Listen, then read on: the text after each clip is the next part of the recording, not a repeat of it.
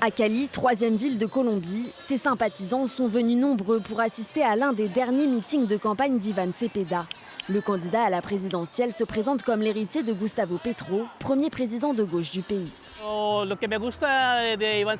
Ce que j'apprécie chez Iván Cepeda, c'est qu'il va poursuivre les mêmes idées et les projets de Petro, et je sais qu'ils vont travailler en équipe.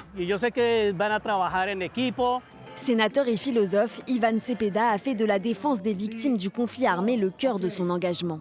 Il s'est employé à dénoncer les liens entre l'ancien président Álvaro Uribe et les groupes paramilitaires, un combat qui séduit cet électeur.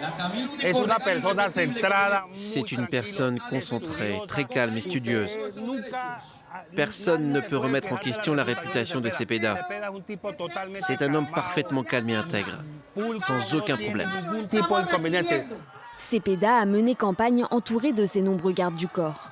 Malgré ses promesses, le gouvernement sortant n'est pas parvenu à pacifier la Colombie, où les attentats à la bombe ont fait leur retour. Mais Iván Cepeda, qui a négocié l'accord de paix de 2016 avec les FARC, veut changer la donne.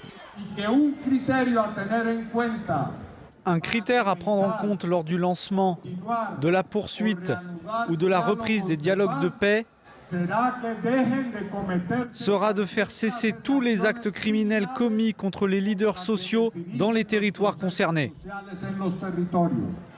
À une heure de là, à Bouga, Cepeda a aussi tenu meeting devant ses militants de l'Union patriotique. Le parti de son père, un communiste assassiné par les paramilitaires en 1994 alors qu'il était lui-même candidat à la présidence. Ce qui motive notre lutte, c'est de faire régner la paix, quel qu'en soit le prix, car nous sommes las de la guerre. La violence politique s'est encore une fois invitée dans cette campagne.